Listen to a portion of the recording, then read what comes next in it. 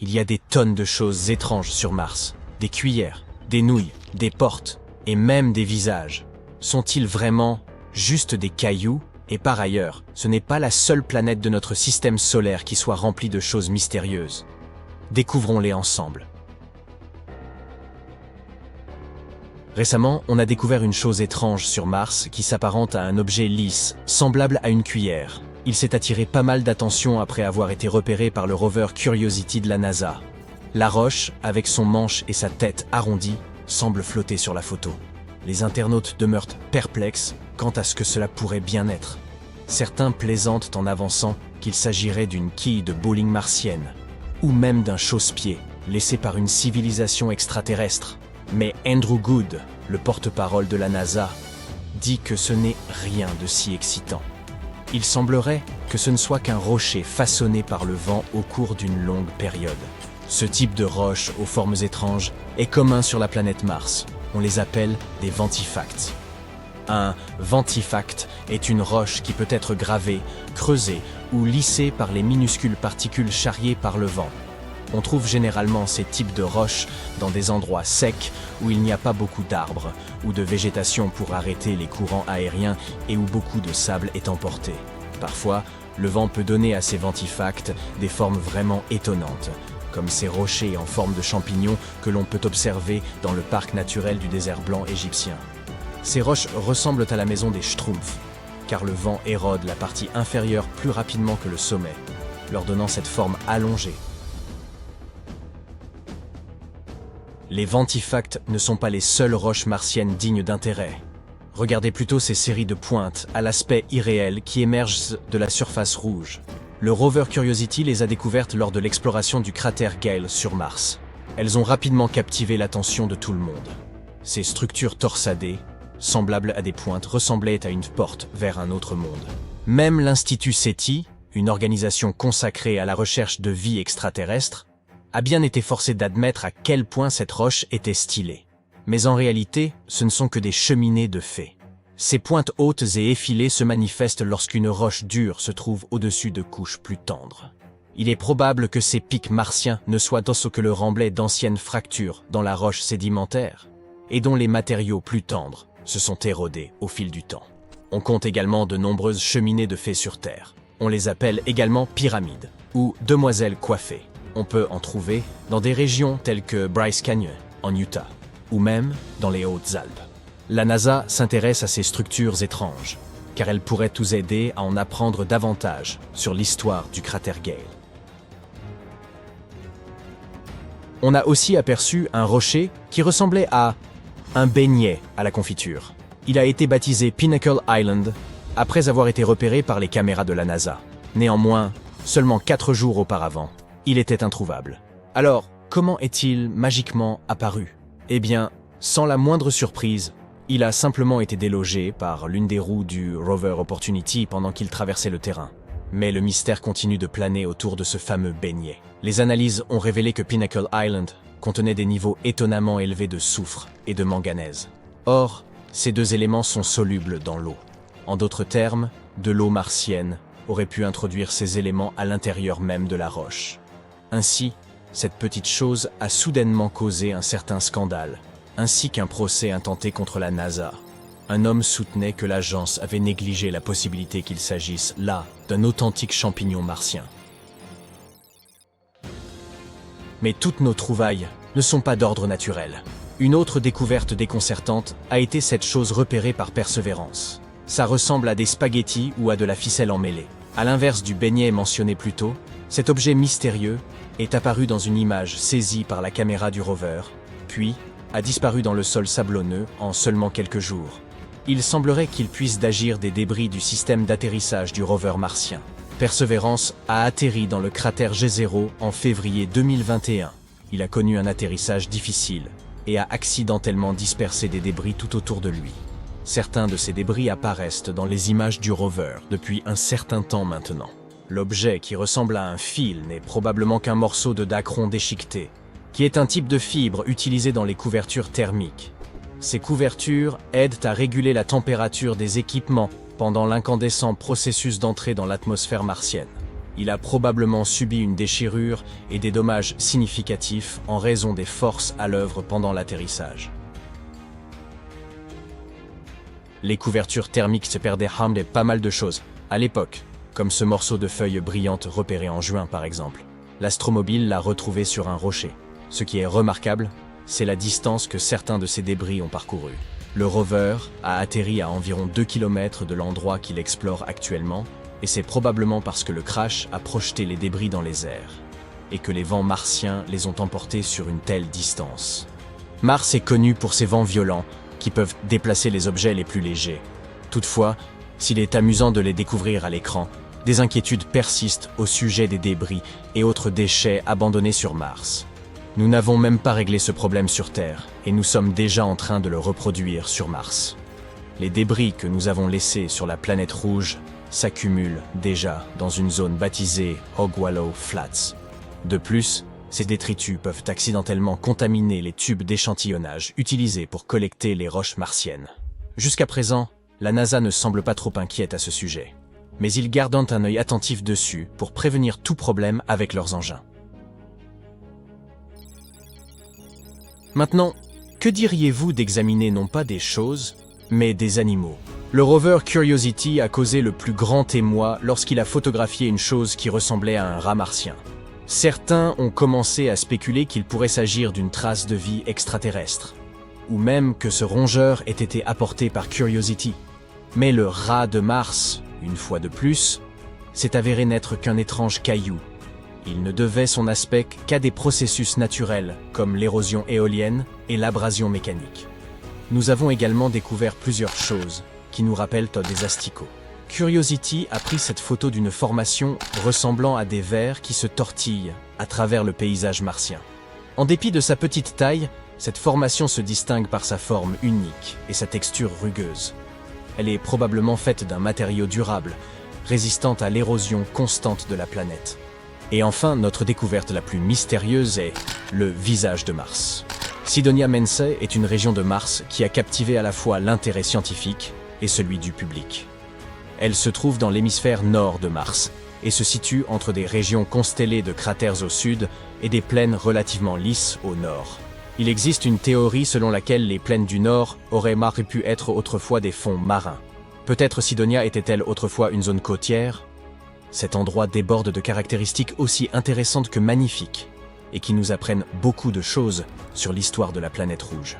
Mais sa particularité la plus intéressante reste le visage martien. Cette chose a suscité la plus grande attention depuis qu'elle a été repérée par l'orbiteur Viking 1 en 1976. Certains croyaient que c'était la trace d'une civilisation martienne depuis longtemps disparue. Au début, la NASA l'a rejeté comme n'étant qu'un jeu d'ombres et de lumière. Mais après quelques analyses, il s'est avéré que c'était, oui, encore un rocher. Nous avons également vu un visage d'ours, capturé par la caméra High Resolution Imaging Science Experiment. Dans cette image, on peut observer une faille suivant un motif circulaire, et qui ressemble à la tête d'un ours, avec deux petits cratères formant les yeux et une aspérité en forme de V qui en compose la truffe.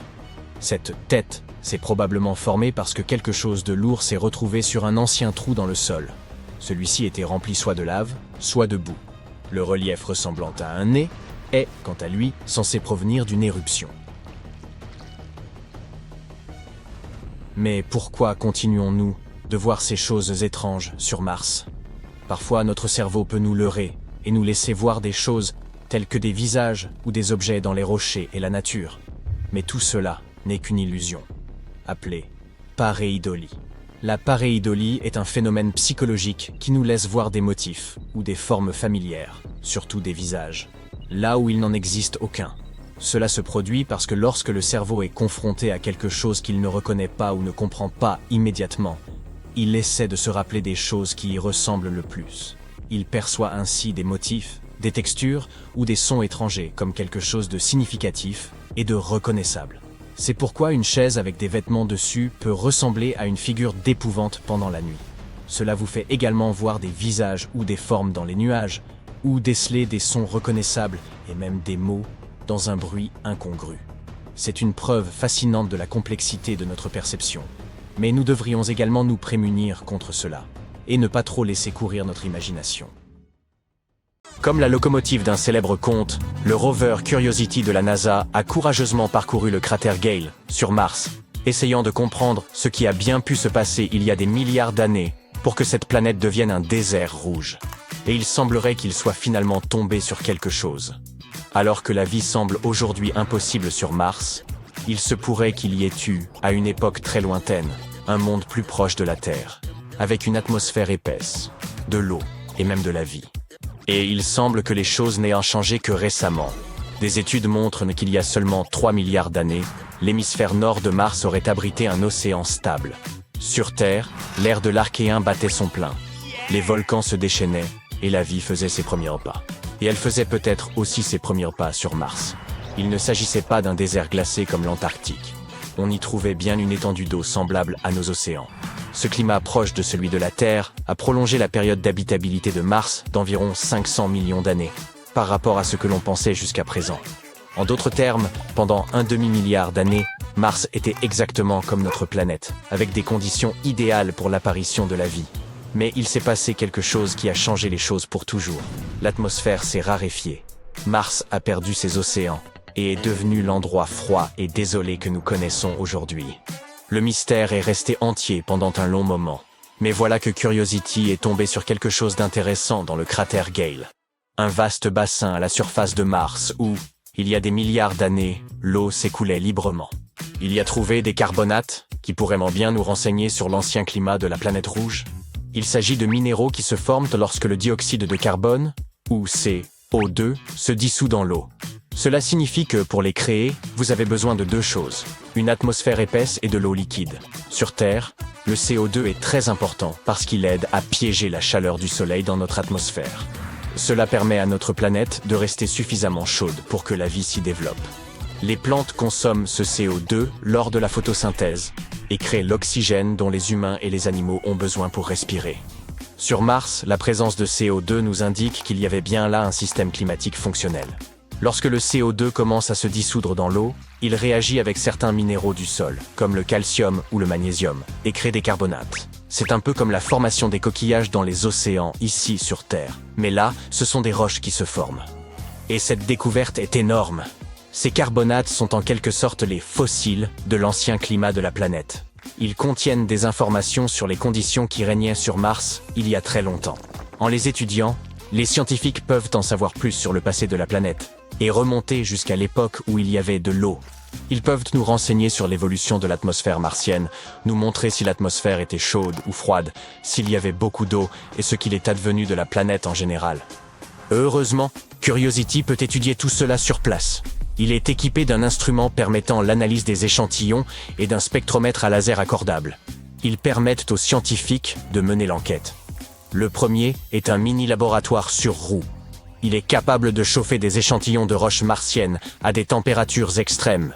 Ces deux fours peuvent chauffer jusqu'à près de 1000 degrés Celsius. Cette chaleur intense provoque la libération des gaz emprisonnés dans les roches, qui sont comme les anciennes empreintes digitales de l'atmosphère de Mars. Une fois ces gaz libérés, le spectromètre les analyse en détail, les réduisant à leurs plus infimes composantes. Ce que les scientifiques ont découvert a bouleversé nos hypothèses sur l'habitabilité de Mars. Il s'avère que non seulement il y a eu de l'eau sur cette planète, mais aussi que quelque chose a conduit à son assèchement et à son refroidissement progressif. En d'autres termes, l'eau de Mars n'a pas simplement disparu, elle s'est évaporée rapidement dans des conditions extrêmes. Que s'est-il donc passé ? Les astronomes ont avancé deux explications possibles. Selon la première, Mars aurait traversé des périodes tantôt humides, tantôt sèches. L'eau ne se maintenait pas très longtemps. Elle apparaissait par à-coups, avec des périodes où la planète s'asséchait, puis redevenait humide. La deuxième possibilité est plus intense. L'eau qui se trouvait là était incroyablement salée et froide. Au lieu d'être liquide, elle était donc principalement gelée. La planète aurait alors été beaucoup trop hostile pour la vie telle que nous la connaissons, avec des conditions trop extrêmes pour que quoi que ce soit puisse y survivre. Ces deux possibilités signifient malheureusement que Mars n'a jamais été un lieu agréable et plein de vie, comme certains l'espéraient. En tout cas, pas à la surface. Cela ne veut pas dire que la vie souterraine n'a pas pu exister. Cela reste une possibilité. Et pour en savoir plus, nous devons continuer à chercher des indices de la présence d'eau. En effet, après des années d'exploration, Les scientifiques viennent de faire une découverte stupéfiante. Sous la surface rocheuse de la planète rouge se cache un réservoir d'eau liquide. De l'eau véritable, cette fois. Pas de la glace des calottes ou de la vapeur atmosphérique. Mais elle se trouve à des kilomètres sous la croûte martienne. Cette découverte provient des données recueillies par l'atterrisseur InSight de la NASA. Il a passé 4 ans à écouter les subtiles secousses de la planète. Oui, il y a des tremblements de terre sur Mars. Il a analysé plus de 1300 secousses. Grâce à lui, les scientifiques ont pu cartographier la façon dont les ondes sismiques se déplacent sur la planète. Et ils ont ainsi découvert des poches d'eau liquide enfouies entre 9,7 et 19,3 km sous la surface. Pas un lac unique, mais plusieurs bassins. Ces méthodes sont les mêmes que celles que l'on utilise sur Terre pour trouver de l'eau, du pétrole et du gaz. Ils ont ainsi pu reconstituer le système souterrain martien. En effet, une partie de l'eau de la planète s'est échappée dans l'espace lorsque Mars a perdu son épaisse atmosphère protectrice. Cependant, cette découverte nous apprend que toute l'eau n'a pas disparu, mais qu'elle s'est simplement enfoncée dans les profondeurs du sol, où elle se trouve encore aujourd'hui. Si près du but, mais encore hors de portée. C'est un grand pas en avant. L'eau est la molécule la plus importante lorsqu'il s'agit de façonner le destin d'une planète. De plus, même si nous avons dit que Mars ne grouillait pas de vie autrefois, cela n'enlève rien à la possibilité que certaines formes puissent bel et bien exister aujourd'hui. Si de l'eau liquide existe encore dans les profondeurs de la planète, des microbes pourraient-ils s'y cacher? La vie telle que nous la connaissons ne peut survivre sans eau liquide. L'idée de la vie sur Mars est donc devenue plus que jamais plausible. Mais il y a un hic.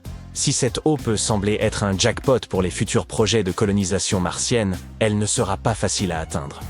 Dire que forer à 9,7 km de profondeur n'est pas une mince affaire est un euphémisme. Sachez qu'ici, sur Terre, le forage le plus profond que nous ayons réalisé est d'environ 12 km.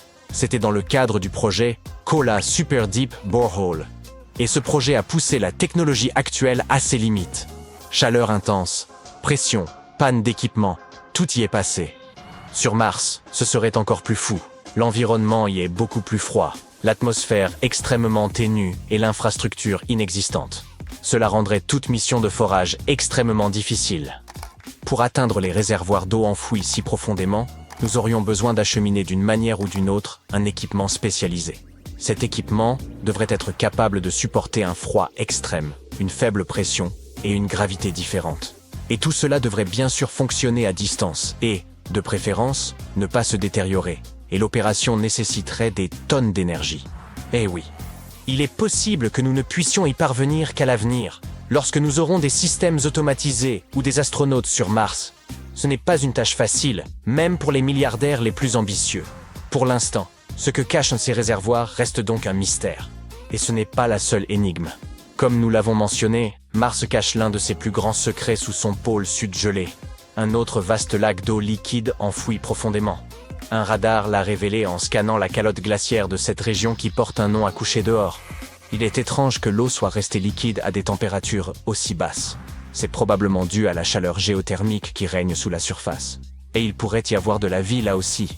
Ils envisagent donc de sonder d'abord ce lac, une opération beaucoup plus facile. Le travail de Curiosity est incroyable, et il continue de nous aider à éplucher les couches de l'ancien climat martien, nous livrant de nouvelles pièces du puzzle que représente l'histoire de notre voisine. Cela pourrait nous aider à éviter des erreurs similaires à l'avenir. Récemment, des scientifiques ont fait une découverte stupéfiante qui pourrait changer le cours entier de l'exploration de Mars. Apparemment, il y a des océans d'eau liquide sur la planète rouge. Donc, l'avenir semble prometteur. Nous pourrions utiliser cette eau pour soutenir les missions futures, et ensuite même nous relocaliser sur Mars, puisque nous n'aurions pas besoin de nous inquiéter de l'endroit où obtenir ce liquide précieux. N'est-ce pas? Eh bien, il y a un gros problème. Ces océans d'eau liquide sont à l'intérieur de Mars, si profondément enfouis que nous ne sommes pas susceptibles d'y arriver. Du moins, c'est ce qu'affirme une nouvelle analyse des données sismiques collectées par l'atterrisseur Mars InSight. D'énormes réserves d'eau liquide semblent être la meilleure explication pour certaines anomalies sismiques de la planète rouge. Ainsi, toute cette eau précieuse est hors de notre portée. Mais nous devons la trouver pour résoudre le puzzle de l'histoire aquatique de notre voisin rougissant et poussiéreux. Et la première chose que nous devons faire est d'identifier où se trouve l'eau et en quelle quantité la planète la cache. Maintenant, nos rovers s'affairent à la surface de la planète rouge, recueillant toutes les données disponibles sur la géologie de la surface de la planète. Et il devient de plus en plus évident que Mars était autrefois recouverte d'eau. De nombreux facteurs, des terrains martiens aux anciens lits de lacs asséchés et aux deltas, suggèrent qu'il fut un temps où la planète était assez détrempée. De nos jours, il y a encore un peu d'eau à la surface, et juste en dessous de la surface de Mars, mais elle est sous forme de glace et n'étant rien comparable à ce que Mars avait dans le passé lointain. Pour comprendre combien il aurait pu y avoir sur la planète rouge il y a des milliards d'années, nous devons savoir où toute cette eau est allée. Il y a 2 endroits où l'eau aurait pu aller, dans l'espace ou vers l'intérieur de Mars. Ensuite, elle aurait pu être isolée sous forme de réservoirs liquides ou de dépôts de glace. Actuellement, nous n'avons aucun moyen de mesurer la quantité d'eau qui s'est échappée autrefois. Mais maintenant, nous pouvons enfin en savoir plus sur le centre visqueux de la planète rouge. Tout cela grâce à l'atterrisseur Mars Insight. Il ne fonctionne plus. Mais de novembre 2018 à décembre 2022, il écoutait les bourdonnements et les grondements et surveillait l'activité sous ses pieds. Le fait est que les ondes acoustiques, générées par l'activité sismique en profondeur à l'intérieur de la planète, peuvent changer en fonction de la composition et de la densité du matériau à travers lequel ces ondes se déplacent. Et les scientifiques peuvent obtenir beaucoup d'informations en analysant le comportement des ondes sismiques. Dans ce cas, ils ont utilisé un modèle similaire à ceux utilisés pour cartographier les gisements de pétrole souterrains et les aquifères sur notre planète. Puis, avec l'aide de ce modèle, ils ont analysé les données recueillies par InSight sur Mars. Ils ont découvert que la meilleure explication pourrait être qu'il y avait une couche de roches fracturées dont les fissures étaient remplies d'eau profondément sous la surface de la planète rouge. Cette couche pourrait se trouver à une profondeur de 11 à 19 km. C'est pourquoi il serait extrêmement difficile pour les futures missions d'y accéder. Et pourtant, la nouvelle découverte pourrait nous aider à comprendre le cycle de l'eau martien. Confirmer l'existence d'un grand réservoir d'eau liquide peut nous donner un aperçu de ce que le climat sur Mars était autrefois, ou de ce qu'il pourrait être un jour.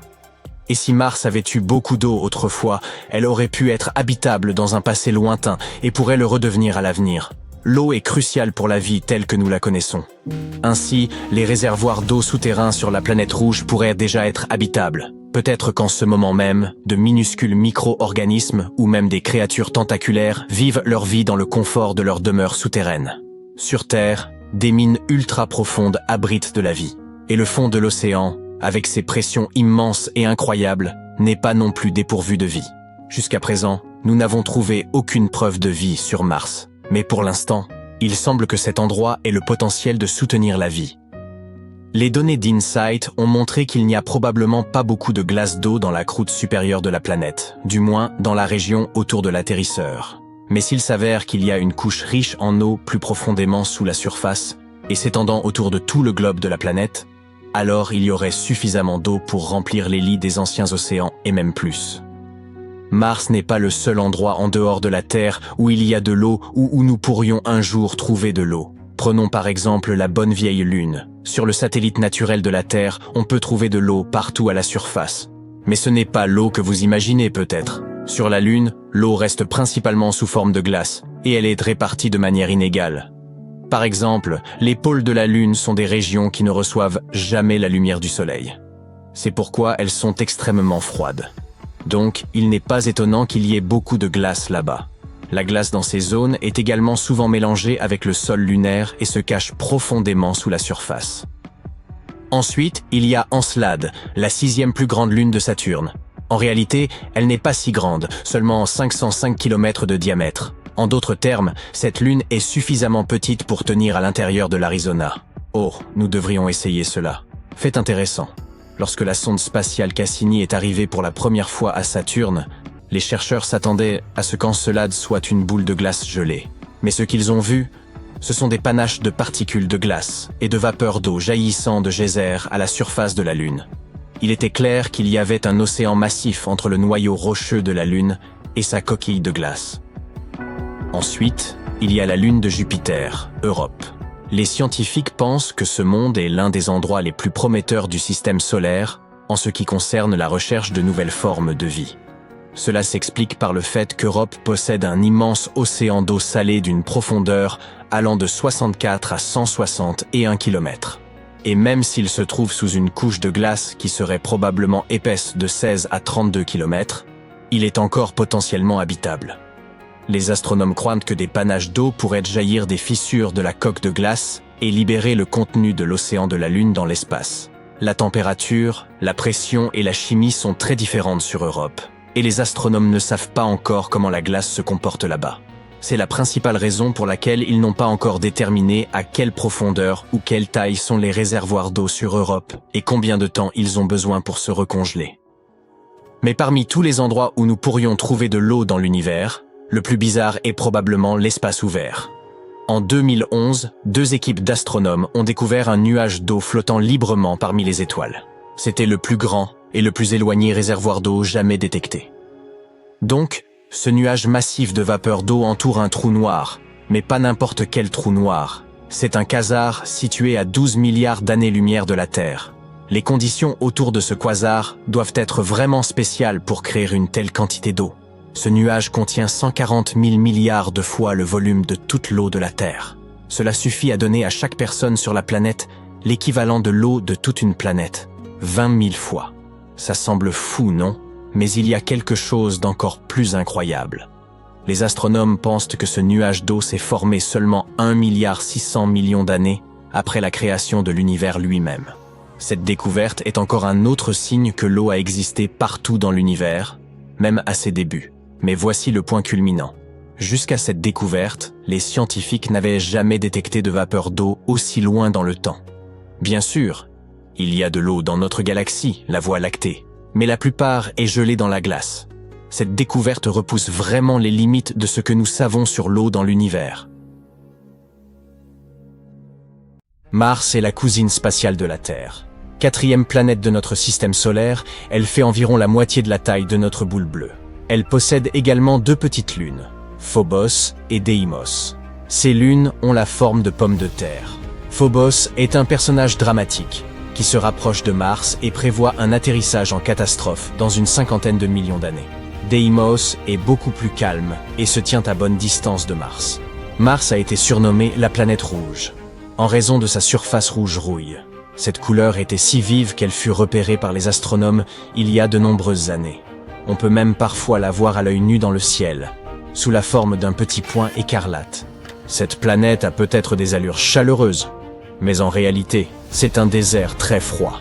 Les températures peuvent y descendre jusqu'à 153 degrés Celsius. Mais n'a-t-elle jamais été qu'un désert rouillé? En fait, non. Les scientifiques pensent qu'il y a bien longtemps, cette planète était peut-être semblable à la nôtre. Voici Curiosity, le rover détective du Jet Propulsion Laboratory de la NASA. Les scientifiques veulent à coup savoir sur le climat, le paysage et les autres caractéristiques de la planète. Curiosity est un robot de la taille d'une voiture. Il pèse environ 900 kg. Il a entamé son voyage le 26 novembre 2011 et il a réussi à se poser sur Mars le 6 août 2012. À l'origine, la mission de Curiosity devait durer 2 ans, mais elle se poursuit encore aujourd'hui. Curiosity est en fait un laboratoire spatial sur roues. Il est équipé de caméras, de spectromètres, de détecteurs de radiation et de capteurs pour étudier l'environnement martien. En se déplaçant, Curiosity rembobine l'histoire de Mars. Au cours de sa mission, notre rover a découvert quelque chose d'incroyable. Des traces de lacs et de rivières datant d'une époque lointaine. L'endroit préféré de Curiosity pour s'amuser est le cratère Gale. Il s'agit d'une oasis martienne préhistorique où l'on pense qu'il y avait jadis de l'eau. Il y a une énorme montagne au milieu, le mont Sharp. Cet endroit est plus haut que 10 tours Eiffel empilées les unes sur les autres. Il contient des couches de roches qui renferment tout un tas de secrets. Récemment, les scientifiques ont repéré quelque chose de formidable en étudiant les données de Curiosity. Des fissures de boue. Qu'y a-t-il de si surprenant? Il ne s'agit pas de n'importe quelle fissure. Ce sont des messages du passé. Elles signifient que le sol martien s'humidifiait puis s'asséchait alternativement. Lors des phases de séchage, la boue du sol se rétrécissait et se fissurait, créant ces jonctions en forme de T. Il semblerait d'ailleurs que le sol martien ait connu plusieurs cycles d'humidité et de sécheresse. Cela se serait produit jusqu'à 10 fois. Ainsi, les jonctions ont pris la forme de fissures en forme de I. Lorsqu'un groupe de fissures en forme de I s'assemblent, elles forment un motif super cool, quelque chose comme un patchwork d'hexagones. On dirait des nids d'abeilles ou la peau d'un dragon. Chacun de ces hexagones a la taille d'un bonbon. Des cycles similaires se sont produits sur Terre, et ils sont liés à l'apparition de la vie. Lorsque l'eau s'assèche, elle laisse derrière elle des substances concentrées qui sont propices aux réactions chimiques. Et ces réactions pourraient être celles qui donnent le coup d'envoi biologique. Ces hexagones existent depuis très longtemps, des milliards d'années. Cela signifie que Mars a déjà eu un climat semblable à celui de la Terre, et peut-être même de la vie. En fait, la planète rouge présente même des traces d'eau à l'heure actuelle, sous la forme de glace cachée au pôle. Mars possède un pôle nord et un pôle sud qui, comme sur Terre, sont des calottes glaciaires. Imaginez la calotte nord comme une grande crêpe glacée d'environ 1000 km de large. La calotte sud est un peu plus petite, environ 350 km de large. Mais sa couche de glace est plus épaisse, un peu comme une boule de neige dotée d'une solide enveloppe. Lorsque c'est l'hiver au pôle, la nuit est incroyablement longue. Il n'y a aucune lumière, et l'obscurité est glaciale. Pendant ces périodes, environ 30% de l'air se transforme en CO2 gelé, de la glace carbonique, comme celle que l'on voit souvent dans les films d'horreur. Mais lorsque la lumière du soleil vient réveiller les pôles, cette glace sèche se transforme à nouveau en gaz. Tous ces cycles de gel et de dégel produisent des nuages et du givre, comme sur Terre. Une fois, un rover nommé Opportunity a même surpris des nuages de glace d'eau. Mais cela ne signifie pas nécessairement que Mars était autrefois prospère comme la Terre. La vie a besoin de plus que de simples cycles d'humidité et de sécheresse pour apparaître. Elle a besoin d'une atmosphère adéquate et d'autres ingrédients spécifiques. Nous ne sommes pas sûrs que Mars disposait de tous ces éléments. Et même si c'était le cas, rien ne permet d'affirmer que la vie s'y est réellement développée. Mais cela soulève une autre question très importante. Mars a-t-elle un jour abrité de minuscules créatures vivantes? Curiosity n'est pas le seul robot à tenter de répondre à cette question. Il y a aussi un rover appelé Perseverance. Il tente de trouver des indices sur la vie martienne. Il creuse dans un ancien cratère martien, autrefois rempli d'eau. Et, tel un archéologue de l'espace, Perseverance recherche des traces fossilisées d'anciennes créatures. Et le plus drôle, c'est que certains scientifiques pensent que nous avons découvert ce qu'il y avait à découvrir il y a près d'un demi-siècle. Mais que malheureusement, nous avons accidentellement détruit ce que nous avions trouvé. Cela s'est produit avant même que Curiosity ne commence à rouler sur Mars. Dans les années 80, 2 atterrisseurs de la NASA, Viking 1 et Viking 2, ont fait une halte sur la planète rouge. Ces atterrisseurs ont pris un selfie. Puis ils ont également fait des expériences bizarres sur le sol martien. Tout cela dans le but de trouver des signes de vie. Ce qu'ils ont trouvé, c'est une substance organique étrange appelée perchlorate. Il s'agit d'un composé que l'on utilise dans les feux d'artifice ou le carburant des fusées. Mais la plupart des résultats ne semblaient pas très prometteurs. Ils ont même mélangé de la terre avec de l'eau et des nutriments, espérant que s'il y avait des microbes martiens, ils se nourriraient de ces substances et produiraient des gaz radioactifs. Malheureusement, cela ne s'est pas produit. Voici maintenant le problème. Certains scientifiques pensent que l'eau ajoutée à l'époque a peut-être détruit ces petites créatures martiennes. Les pauvres microbes qui traînaient là ont soudain été aspergés d'un liquide bizarre. Une telle situation ne serait pas très agréable pour les microbes terrestres. Ils vivent à l'intérieur de roches et absorbent l'eau présente dans l'air. Verser de l'eau sur eux serait un véritable désastre. Alors, bien sûr, leur donner des nutriments après ça ne servirait à rien. Si vous avez survécu de justesse à un déluge, vous n'êtes probablement pas d'humeur à festoyer. Les cellules de ces hypothétiques créatures martiennes contiennent peut-être du peroxyde d'hydrogène, qui leur permettrait de survivre dans un environnement extrême. Si c'est le cas, cela pourrait expliquer les résultats des expériences. Les instruments ont chauffé les échantillons. Donc, s'il y avait du peroxyde d'hydrogène, il aurait explosé, éliminant les petites bêtes et détruisant instantanément leur environnement. Imaginez à quel point ce serait ridicule s'il s'avérait que nous avons accidentellement détruit les seuls signes de vie sur Mars. Idéalement, nous aurions besoin d'une nouvelle mission sur Mars pour tester cette théorie. Espérons qu'elle ne soit pas confirmée. Quoi qu'il en soit, le voyage n'est pas terminé. D'autres missions sont prévues pour Mars, et l'homme pourrait même un jour visiter cette planète. La prochaine mission est le Mars Sample Return. Il s'agit d'un projet collaboratif super cool entre la NASA et l'ESA. Elle s'associe pour ramener des souvenirs de Mars, collectés par le fidèle rover Mars Perseverance de la NASA. Il y aura tout un tas de vaisseaux spatiaux. Ils travailleront ensemble pour ramener ces précieux échantillons martiens. Les échantillons devraient arriver sur Terre au début ou au milieu des années 2030. Mais nous n'allons pas nous arrêter en si bon chemin. Nos missions martiennes sont une sorte d'échauffement pour une aventure encore plus grande. L'exploration des lunes glacées de Saturne et de Jupiter. Ces lunes cachent des océans sous leur surface, et qui sait quels secrets ils recèlent. Mais qu'il s'agisse de Mars, de lunes glacées ou d'autres choses, notre quête de vie extraterrestre se poursuit. En outre, nous commençons lentement à trouver de plus en plus de matériaux organiques sur Mars. Et peut-être qu'un jour, nous trouverons enfin des microbes dans notre système solaire. Espérons-le et restons à l'écoute.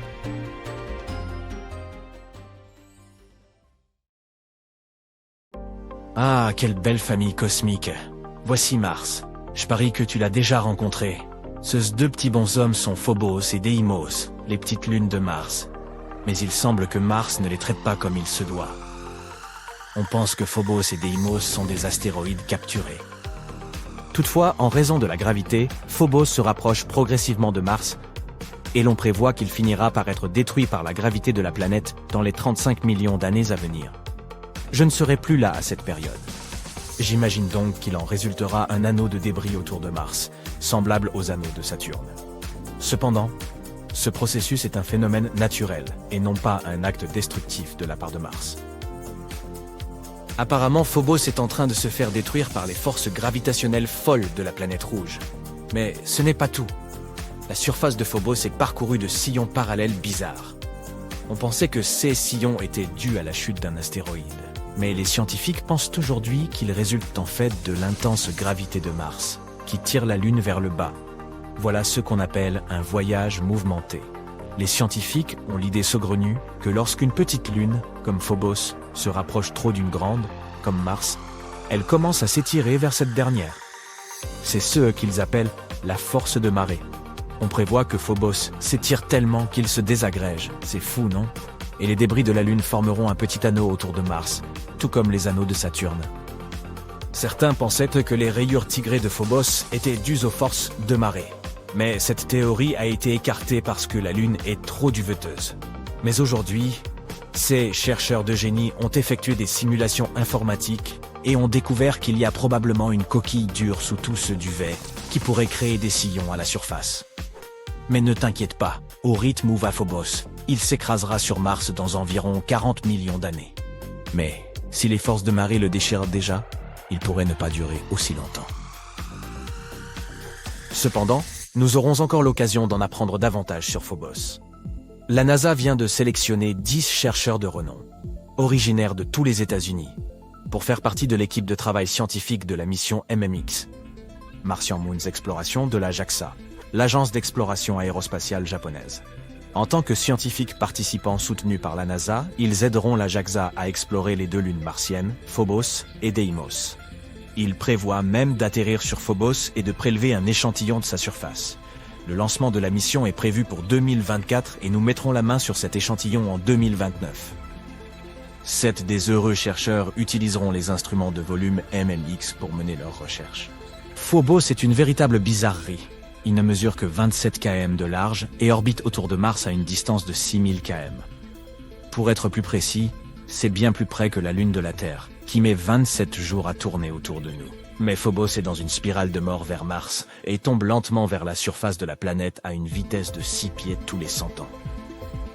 Mais il doit y avoir une raison pour que Mars agisse aussi méchamment, non? Et si c'était par simple vengeance? D'accord, imagine un peu. Mars s'occupe de ses affaires. Elle est chaude et humide comme une jeune Terre. Elle dispose d'un champ magnétique qui la protège des radiations cosmiques et maintient une atmosphère agréable et épaisse. La vie est belle. Mais voilà qu'au moins 20 astéroïdes, chacun de la taille d'un petit pays, viennent s'écraser sur Mars comme dans une gigantesque partie de whack-a-mole cosmique. L'un d'entre eux laisse même un cratère de près de 2000 miles de large. Imagine maintenant ce que doit ressentir Mars en ayant 2 astéroïdes pour Lune, et sachant ce que d'autres astéroïdes ont fait à la planète rouge. Tous ces impacts sont comme un coup de poing massif dans les entrailles de Mars, et son champ magnétique, déjà faible, est frappé de plein fouet. Le noyau surchauffe et ne peut plus circuler correctement, ce qui signifie qu'il n'y a plus de champ magnétique pour protéger la planète. C'est comme si tu ne portais rien à une profondeur équivalente à celle de la fosse des Mariannes. Si c'était possible, tu serais sans défense. Et frigorifié, c'est en gros ce qui est arrivé à Mars. La pauvre planète se retrouve donc dans le froid, sans protection contre tous ces méchants rayons cosmiques. C'est comme sortir sans crème solaire, ce n'est pas une bonne idée. Mais au moins, nous pouvons apprendre des erreurs de Mars et faire en sorte que la Terre ne subisse pas le même sort. Peut-être devrions-nous commencer à investir dans une assurance contre les astéroïdes. Mais croyez-moi, la planète rouge n'est pas du tout méchante. En fait, elle est plutôt amicale. Alors que Mars semble être assez dur envers Phobos, il y a une chose qui pourrait prospérer avec son aide. Une équipe de scientifiques a trouvé le moyen de faire pousser du riz sur Mars. Oui, tu as bien entendu. Ils ont utilisé le MMS. Pas le moyen dépassé d'envoyer des photos, mais un sol spécial appelé Morave Mars Simulant. Il est censé imiter le sol martien. Mais voilà le hic. Le sol martien contient des sels de perchlorate qui peuvent être toxiques pour les plantes. L'équipe a donc cultivé 3 types de riz, un normal et 2 modifiés par des mutations génétiques qui les rendent plus aptes à gérer le stress comme la sécheresse ou la salinité. Et devine quoi? Les souches mutantes ont pu s'enraciner dans un sol contenant 1 gramme de perchlorate par kilogramme. Bravo à la Terre martienne. Mais attends un peu. Le riz cultivé dans le MMS n'a pas donné d'aussi bons résultats que celui cultivé dans du terreau ordinaire. L'équipe a donc décidé de mélanger un quart du terreau avec le simulant martien, et voilà. Les plantes ont commencé à mieux se développer. Ces scientifiques ne pensent pas seulement à nourrir les martiens. Ils veulent aussi voir si leurs découvertes peuvent aider à cultiver des plantes dans des endroits de la Terre où la salinité est élevée. Le projet a démarré lorsque 2 chercheurs se sont rencontrés autour d'un café et ont décidé d'essayer de faire pousser des plantes ensemble. C'est bien, non? Mais si l'on veut cultiver du riz sur Mars, il faut faire venir des quantités folles d'eau de la Terre, car il n'est pas facile d'étancher la soif de cette plante. Tu as raison, il faut environ 1700 litres d'eau pour faire pousser une livre de riz. Mais devine quoi? Des scientifiques ont récemment fait une annonce révolutionnaire lors de la Lunar and Planetary Science Conference au Texas. Ils ont trouvé un glacier relique près de l'équateur de Mars. C'est exact, il y a de la glace d'eau sur Mars, même près de l'équateur. C'est une grande nouvelle qui pourrait signifier qu'il y a encore plus de glace juste sous la surface. Il ne s'agit pas de n'importe quel glacier, mais d'un glacier relique dont la longueur est estimée à 6 km et la largeur à 4 km. C'est la taille d'une petite ville. Il présente toutes les caractéristiques d'un glacier, y compris les champs de crevasses et les bandes de moraines.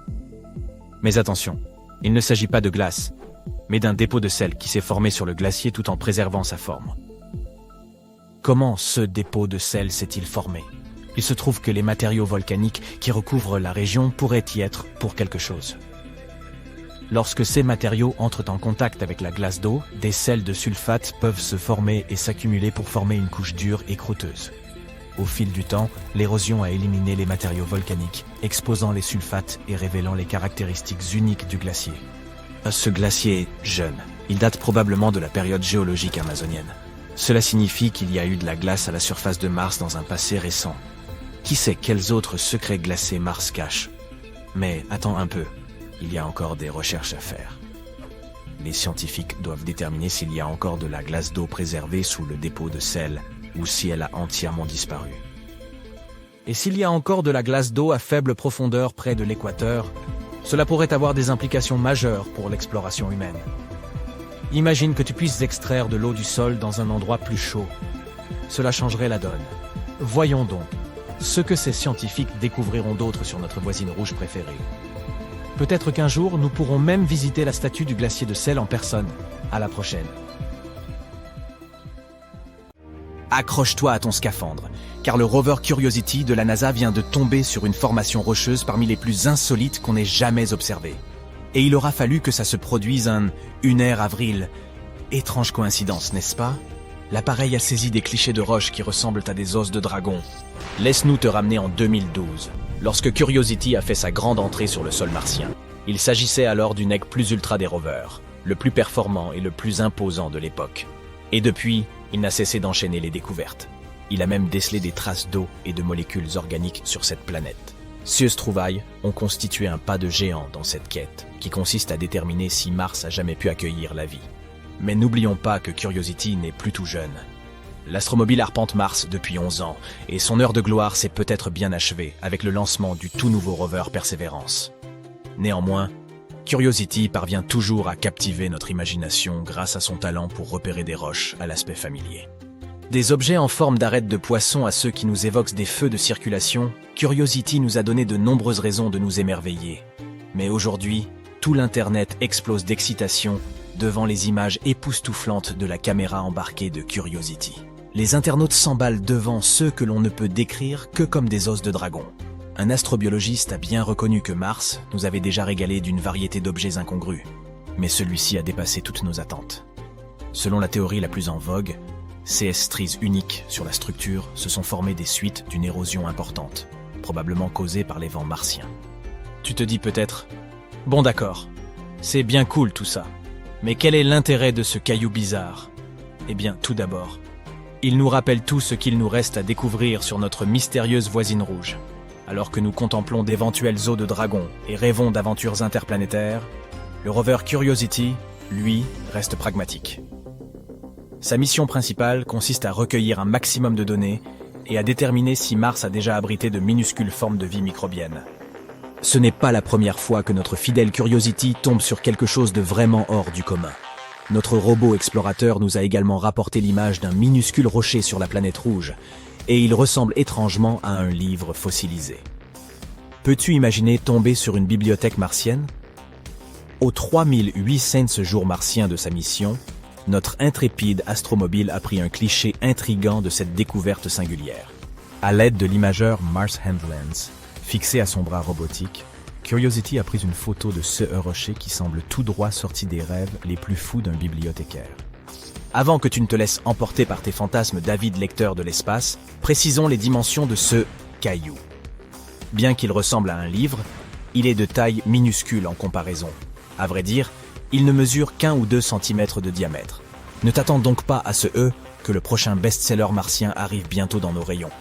Il s'agit plutôt d'une édition de poche, parfaite pour une lecture rapide pendant un petit trajet supraluminique. Avant de te réjouir de cette découverte, sache que les responsables de la NASA ont indiqué que les roches de forme particulière étaient assez répandues sur Mars.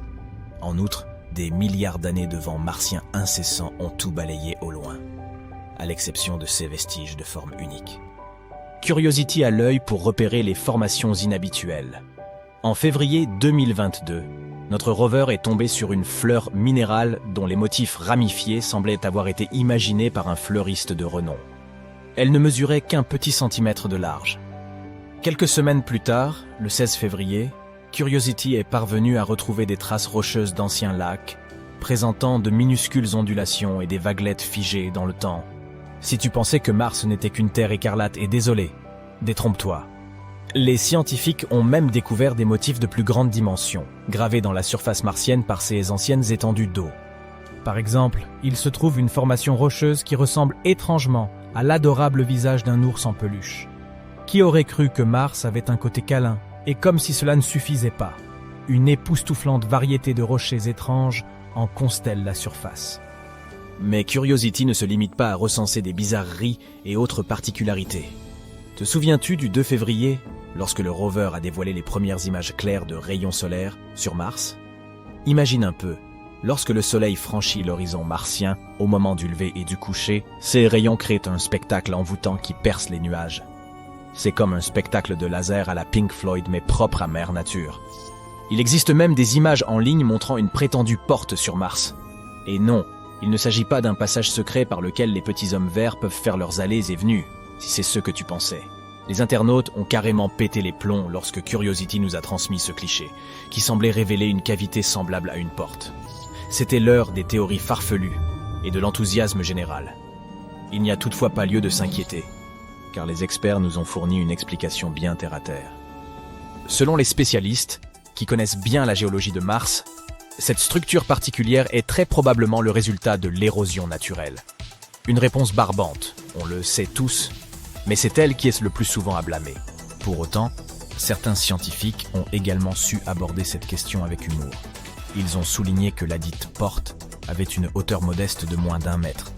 Donc, si nous croyons qu'il s'agit d'une porte pour les extraterrestres, il faudrait s'imaginer un type particulier d'alien assez trapu, un peu comme des hobbits martiens. Mais revenons à la réalité. Les experts s'accorderaient à dire que cette porte n'est rien d'autre qu'une ouverture peu profonde dans la roche, habilement créée par les forces de la nature. 16 couches visibles se sont probablement déposées il y a environ 4 milliards d'années au cours d'un processus de sédimentation, peut-être dans une rivière ou une dune poussée par les vents. Les vents sur Mars ont travaillé dur à éroder ces couches au fil du temps, pour laisser derrière eux les caractéristiques intrigantes que nous voyons aujourd'hui. Si tu regardes de près, tu remarqueras quelques fractures verticales naturelles disséminées dans l'image. Celles-ci sont le résultat de l'altération des roches martiennes, et la petite structure en forme de grotte que nous avons affectueusement surnommée la porte semble s'être formée à l'intersection de ces fractures et des couches susmentionnées. C'est un peu comme si un énorme rocher martien avait décidé de tomber dessus, créant ainsi cette entrée de grotte fantastique. Il existe également un célèbre cratère martien, qui est tout sauf un trou ordinaire dans le sol. Il est rempli d'opales scintillantes. Selon une nouvelle étude très intéressante, ces mystérieux halos de roches entourant les fissures du cratère martien pourraient en fait être constitués de pierres précieuses, riches en eau. Tu te rends compte? Mars, la planète bling bling. Curiosity est une fois de plus venu à la rescousse et a effectué de sérieuses analyses. Il semblerait qu'il existe sur Mars un ancien lit de lacs asséchés qui regorge de minéraux rares de type opale. Cieuse pierre pourrait être la preuve que l'eau et la roche se sont bien amusées au fil du temps sous la surface martienne, et bien plus récemment qu'on a pu l'imaginer. Lorsque les scientifiques commencent à parler d'eau, c'est souvent qu'ils sont à la recherche de signes de vie. Après tout, l'eau est indispensable à la vie telle que nous la connaissons. Mais le hic, c'est que l'eau ne coule plus du tout sur Mars. Ces chercheurs chevronnés doivent donc chausser leurs plus belles lunettes et se mettre en quête de traces géologiques, indiquant que de l'eau a déjà existé sur cette planète.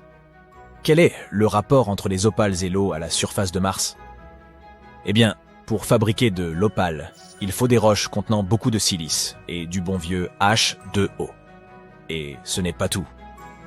Les chercheurs se sont également plongés dans les archives d'images du rover Curiosity et ont découvert que ces halos riches en opale ne se trouvaient-ils pas tous au même endroit. Non.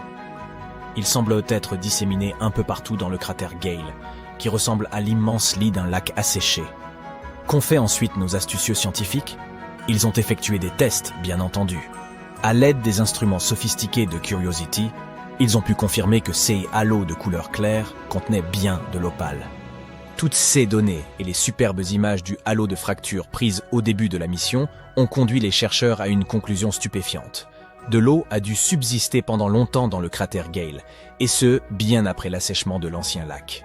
Cela signifie également que la vie pourrait avoir existé sur Mars, et ce, depuis un peu plus longtemps qu'on ne le pensait. Qui sait, peut-être même jusqu'à la période géologique moderne de Mars, qui n'a commencé qu'il y a 2,9 milliards d'années. La NASA a créé un super rover appelé Curiosity et l'a envoyé sur Mars pour découvrir tout ce que la planète rouge a à offrir, car elle deviendra peut-être notre prochaine demeure. Curiosity explore la surface de Mars, prend des mesures et recueille des données depuis plus de 10 ans, 2011.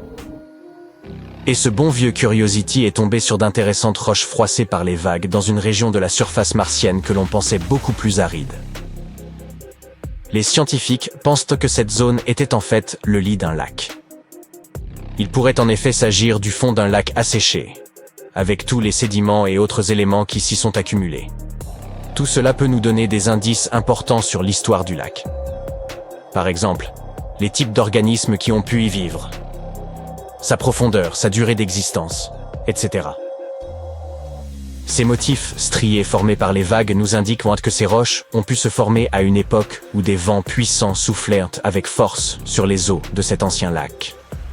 Vous connaissez ce son particulier que l'on entend lorsque l'on porte un coquillage à son oreille?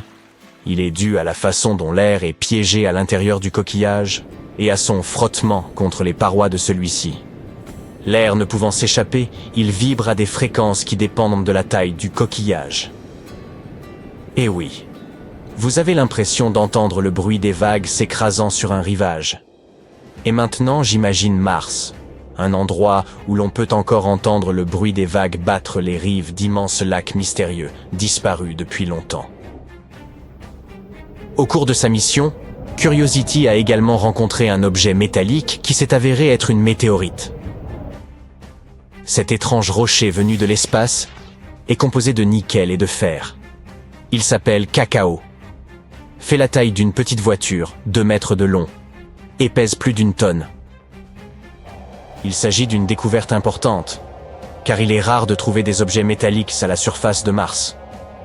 La plupart des roches sont constituées de basalte ou d'autres matériaux volcaniques.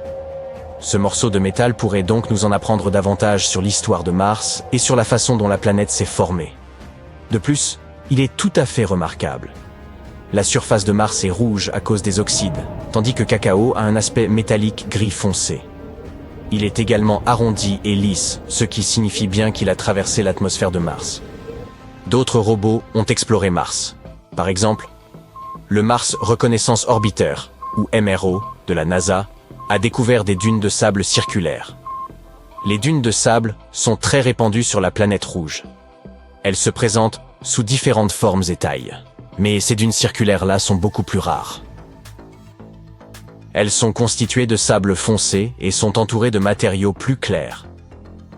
Ce qui est intéressant, c'est qu'elles sont disposées selon un schéma spécifique, comme les rayons d'une roue. Cela pourrait être dû à la façon dont les vents soufflent à cet endroit. Mais revenons à notre ami Curiosity. Il a découvert bien d'autres choses intéressantes, comme les niveaux d'oxygène dans l'atmosphère de la planète, par exemple. Les niveaux changent en fonction des saisons. Il y a plus d'oxygène au printemps et en été. On ne sait pas encore pourquoi, mais bien sûr ces niveaux restent insuffisants pour que nous puissions respirer sur Mars. La concentration d'oxygène y est de 0,1%, soit environ 100 fois moins que dans l'atmosphère terrestre. L'atmosphère de Mars est principalement composée de dioxyde de carbone, avec des traces d'autres gaz. Curiosity a également décidé d'analyser l'âge des roches découvertes. Et il semble qu'elles soient beaucoup plus anciennes qu'on ne le pensait. Certaines remontent à plus de 3 milliards d'années. Notre rover a aussi trouvé des molécules organiques dans des échantillons de sol. Ces molécules sont en fait les éléments constitutifs de la vie. Cela ne prouve pas qu'il y ait effectivement de la vie sur Mars. C'est simplement l'un des éléments qui suggère qu'il pourrait y avoir eu une forme de vie il y a très longtemps. Curiosity a décelé des preuves potentielles de l'existence d'un grand réservoir d'eau liquide sous la calotte polaire sud, probablement très salé et rempli de différents minéraux. Cette salinité élevée est la raison pour laquelle cette eau pourrait rester liquide à des températures bien inférieures au point de congélation. Ce serait plutôt sympa de disposer d'un océan souterrain dans lequel se baigner, surtout lorsque ces vents martiens fous font rage à la surface. Et ce serait génial d'avoir quelque chose qui nous protégerait des niveaux de radiation insensés sur la planète rouge. Le sol martien contient des substances chimiques et des sels toxiques qui peuvent être très nocifs pour l'homme. Les astronautes pourraient être exposés à ces substances toxiques, soit par contact direct avec le sol, soit en inhalant des poussières contenant ces sels. De plus, ces substances pourraient poser un problème pour les cultures.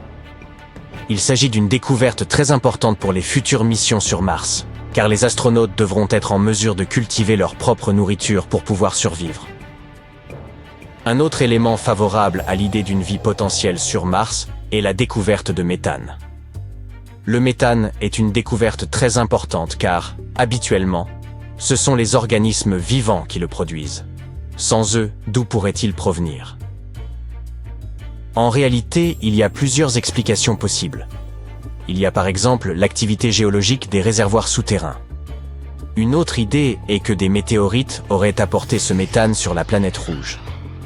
Fait intéressant, les niveaux de méthane sont plus élevés dans certaines zones.